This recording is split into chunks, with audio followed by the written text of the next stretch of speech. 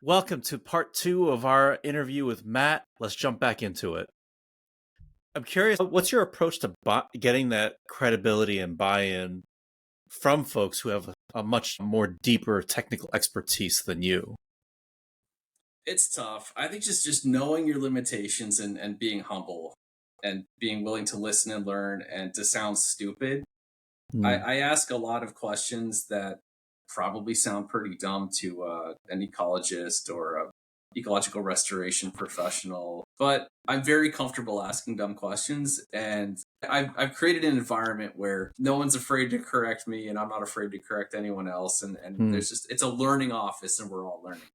And I think there are things that I bring to the table. Like, I'm not just a dope who shows up here who doesn't know anything. I don't overvalue or try to have other people overvalue what I bring. I think what I bring, my set of skills, my set of abilities are important, but so is everyone else's here. And we need Hmm.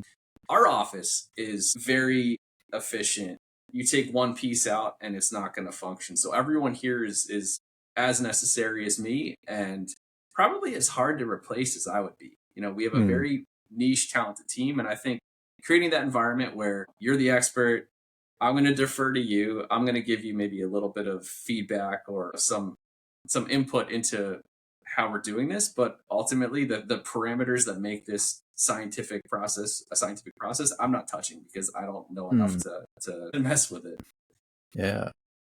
And that's been the case in other areas. So, working as the chief operating officer at Lowell House, I was working with peers, clinicians, as well as the chief technology officer, the chief finance officer, all these people that have a varying list of skills and expertise. And I think just really understanding that every member of the team brings something to the team, and they know more about their job than I do, Hmm. and I can learn something from them through this relationship, and hopefully I can bring something to it as well. And just being, I think, just respecting people and valuing what they bring. Outside of the board member, did you remember facing any of this outright skepticism from any of the staff? Not so much staff here, but I think for sure at Lowell House. So, Hmm. I came on board at Lowell House as my first job there was the director of quality assurance, and Lowell House was tiny at the time. They had a handful of programs, and it's a nonprofit that provides behavioral health and addiction treatment, both clinic based and residential. And there was this, I think there's some truth to it, but there was this feeling there that you couldn't be part of the solution if you didn't have lived experience, and or if you didn't have a long history providing clinical treatment Hmm. in addiction. And I definitely knew I could bring my quality assurance skill set and really help make the place more efficient, help the programs run more efficiently through just the skills and tactics I'd learned elsewhere. But I faced a lot of that skepticism of, you're not a person in recovery. You can't really. How are you going to tell me how to do my job better? And I think that really did take a lot of effort. And the way I addressed that was there were two programs. Both of them had a lot of grist for the mill for quality assurance process. They didn't have centralized training. Their file management was all wonky. There was a lot of work that I could do to help them become more efficient, which would then free up more time to do the work that actually mattered. I went with the program that was more open to having me there, and that was the program of the two that was really kind of struggling. Like, they were, when they had their state auditing licensing visits, they were not scoring as highly as the other program. People who knew of both kind of looked down at one and thought the other was the better example. Through about a year process of just really focusing on that program, it became the one that was the example. They were Yeah. able to really improve and saw that what I was bringing to the organization, but particularly that program, was actually benefiting their end result, which was helping clients who are struggling with addiction get through that program and into the next phase of their recovery. And they became my ally to convince their Hmm. peers at the other program. And I think that you have to sometimes just go in and roll up your sleeves and do the work for a bit before people believe you can do the work. And Yeah. that's a similar approach that I've taken here. Just show up, don't let the naysayers or the people that doubt you get to you, and just do your best. And eventually, if you do what you said you're going to do, and you follow your process, and you stay true to what you need to do to take that organization to the next step, the results are going to happen. And then all of a sudden, you have other people that are saying, "Oh, this really works. Like, I think you should try this," or even better, somebody. So there was one person that I had that was really receptive to what I was doing at this program at Lowell House, to the point where he was a person who had that lived experience. So he was someone that the other program trusted. He ended up training them and kind of became like an extension of what I was doing at his program at the other program. So, when you see other people who have, gone through a process with you, and then they become the person who takes it to the next level, who takes it to the next program, it's great, because I'm no longer convincing them to trust me. They have a person who they do trust, who's just kind of helping them, and is the right person to do it. Yeah, I love what you're describing, because that's like the essence of change management. Is you start with that coalition of the willing, who's willing to come along with you. Let's start with them to be your champions. And I mean, sometimes it's who's the least resistant, not always the most willing. Right. But what about this board member then? Like, because you're not doing work with this person directly every day. What else were your conversations with this person like? Well, they were challenging at first. Again, she rightly valued how impactful our water quality program had been, and really highlighted the achievements that ORS has accomplished through its science and policy work. And, I just took it to heart, and I listened every single time. And I think what showed was I stretched myself a little bit. I took on some policy work that I hadn't done before. The previous executive director had been a policy director prior to being the ED, and that was her strong suit. So I jumped in, and I started doing some research, writing policy papers, working with our science and policy committee to draft our written testimony and other comment letters, and grab the bull by the horns. I had an opportunity to restart a legislative breakfast with Sudbury Valley trustees, which ORS had done for a long time, but had kind of fallen off during COVID. And again, this was using science and hard data to advance policies that help improve our water quality and help improve and protect our rivers in general. And I dedicated a significant amount of my time and energy to doing that and doing it well.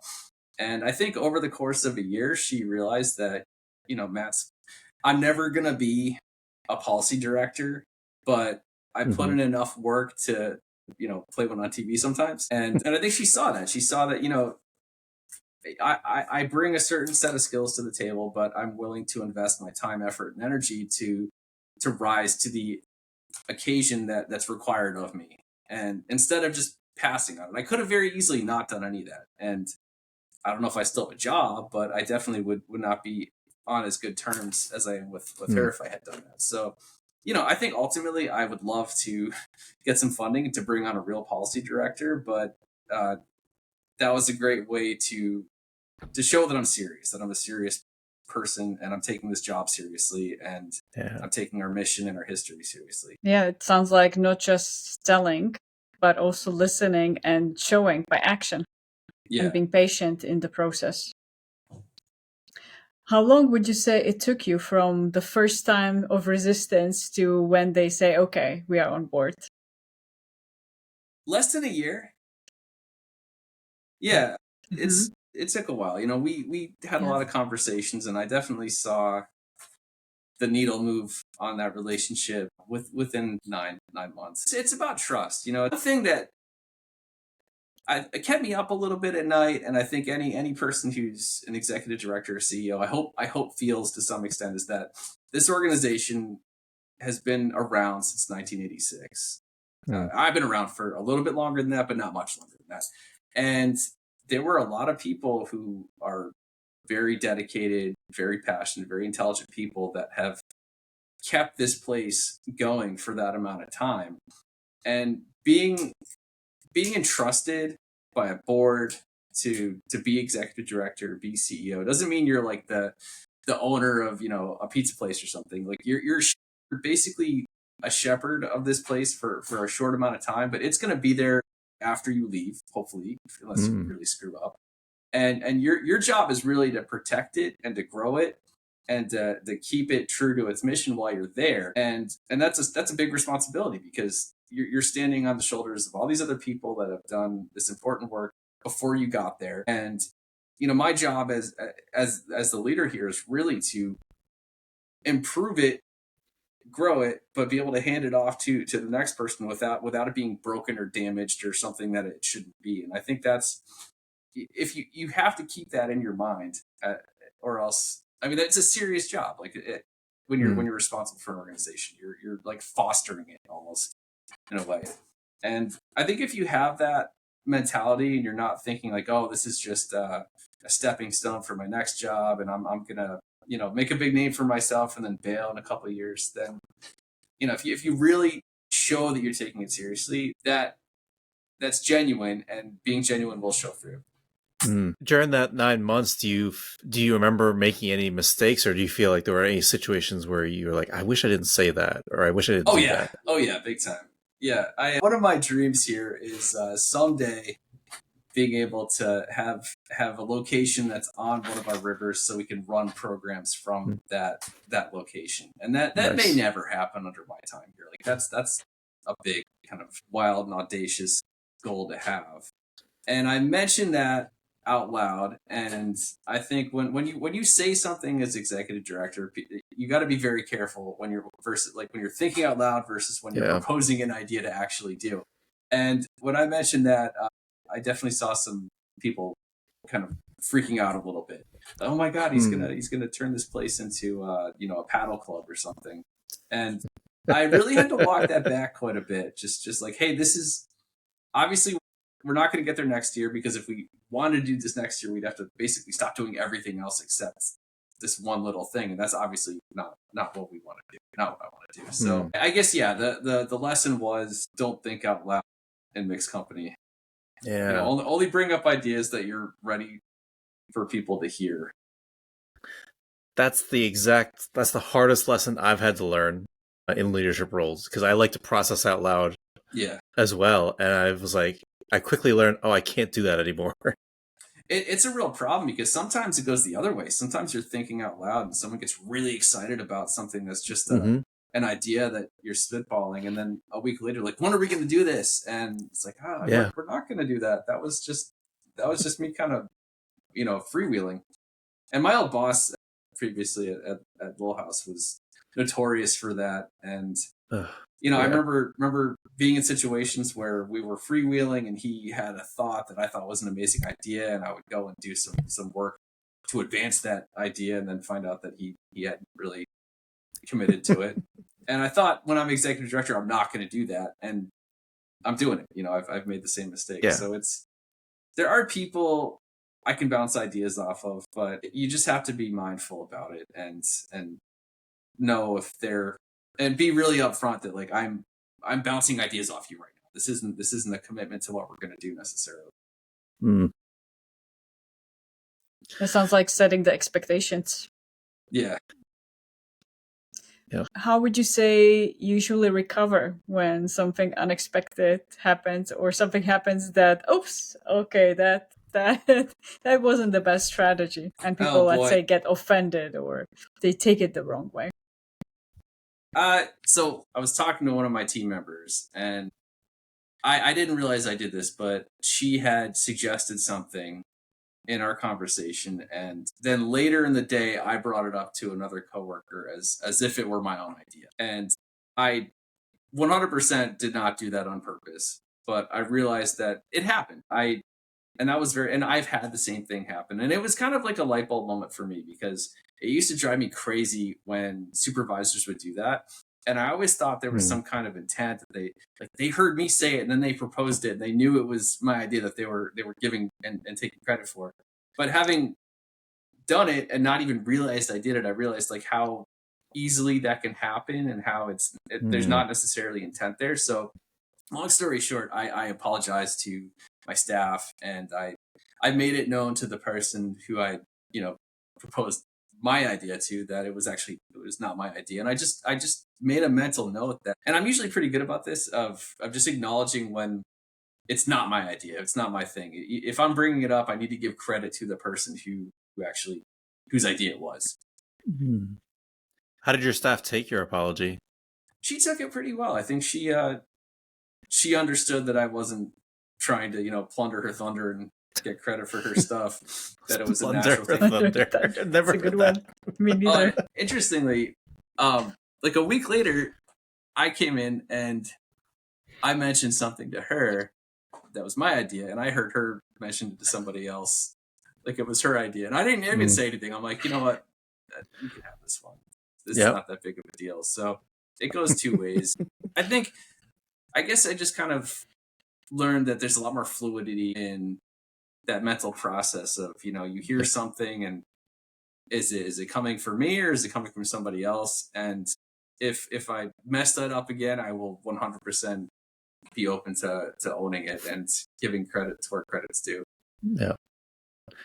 I was on a team where a female coworker, whenever we were in team meetings, a female coworker would come up with an idea and I would repeat it. I wasn't even actually suggesting it. I was just repeating because I thought, oh, that sounds like an interesting idea. But for some reason, my boss only ever heard me say it. And so it would always be attributed to me. And like, she got so annoyed by this. Yeah. And so we finally had to be like, no. It was her idea. I'm not even suggesting it. I'm just saying it because I think it's a cool idea. Yeah, it was a similar situation, but yeah. It happens. Yeah. Matt, let's imagine somebody skipped the first part of this episode, came to this second half of your interview for whatever reason, and then decided, I'm just going to skip the first 15, 20 minutes of this interview and just come right to this point. What are the 1 to 2 big takeaways you hope everybody walks away with as a result of listening to your experiences? I think if you're going to have a challenging conversation with somebody and you know that they're going to be in a place where it's hard to hear what you're saying, practice what you're going to say, really distill it down to just the points that you want to get across to that person in that conversation. Really just focus on bringing that to that interaction and not a lot of clutter. Maybe even practice it in the car or in the elevator before having it, and just understand that this is a challenging conversation for both people, you giving the whatever you're bringing to it and the person receiving it, and don't bring a lot of clutter to that. It's better to be direct, and if that means practicing in advance, then you got to practice in advance. And the other is just be willing to not be the expert, to be able to ask questions of people and to learn from people both above and below you organizationally, your team members that you supervise, as well as whoever you're reporting to, because everyone's there with their own expertise, their own experience, and as a leader you have just as much to learn as you have to teach and to offer. Love that. Matt, if the people want to get in contact with you, they're like, I love his work, I want to talk to him more, I want to learn from him, or I want to support the work he's doing, how can people find you in Oars?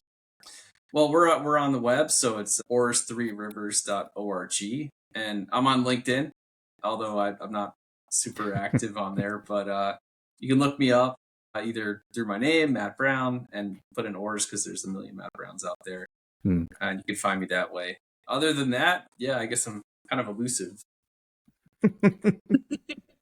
I don't have a website or anything like that. That's fine. If you want to talk to Matt, just donate to Oars, and then he'll reach out to you. Yeah, become a member. Come to some of our community events. We have a lot of really fun programming coming up. I don't know when this is going to air, how far out, but we have our annual cleanup happening in September. So it's too late. That was in the past. This is October now. Oh, I'm sorry. Well, we'll stay tuned for next future. Year. Yeah, we're going to have a lot of fun stuff happen in 2026. So definitely check out our events calendar and our website and stay tuned. We're turning 40 in 2026, so we have a whole year of fun activities and events to commemorate our 40th anniversary, including highlighting some of the founding members who helped make our organization what it is today. So it's going to be a really active year for that. Nice. Exciting. Good things coming up, and we got some international fans, so they can plan their travel for 2026. Yeah, it's a destination. Come here. to our 2026 race, kids. It's a great great thing to check out. Yeah. And do you still, this is a personal thing, do you still do knives, make knives? No, I've really, it's kind of weird. I think I was a little bit bored at my last job. I wasn't as fulfilled, and I didn't have as much, autonomy to shape what I did from day to day. And it kind of led into me having a lot of random hobbies where I was like building things. And I think this scratches that itch in a professional way. And I just, the knife thing just started to feel like work. I was getting orders from people to make kitchen knives and other stuff like that. And it just takes so much effort. And I'd really just rather spend time with my family or go out mountain biking with my son than be in the backyard in front of a furnace, hammering on steel. So I had to hang it up. I sold all my stuff last year, and I've been focusing on my garden a little bit and the yard. So that's been kind of my hobby, but it's a lot less intense. Lucy, what about how can people get in contact with you? What do you got going on? I am running groups of people that want to learn together, groups of leaders, a lot of HR leaders, exploring how they can stay calm no matter what, how to support other people to stay calm in those difficult situations and conversations. And next one will be actually starting probably next year, 2026. So stay tuned. You can reach me on my website, mindfittery.com. and look for saboteur assessment to find out what are the ways that your survival brain is sabotaging you, your performance, your leadership, your relationships, or creating extra stress that you don't need. What about you, Chris? What's happening for you? Yeah, I've got a course coming out next month in November. I've got a 5-day live class, Mastering Difficult Conversations. I just come into it, and we're just going to really dive into how do you master any of these hard conversations? How do you build influence? How do you give feedback? How do you manage up? How do you advocate and ally with other people? And you'll leave with scripts. We'll get real tactical and really specific. And it's just 5 days. We're just going to get into it and dive into it. No theory, let's just get better at it and practice everything that we talk about. Fantastic. So you can find out more, myleadershippotential.com/trust. It'll be in the show notes as well. Find out more there. But Matt, thank you so much for being here. It was such a pleasure talking to you. Hey, thanks for having me. Thank you, Matt.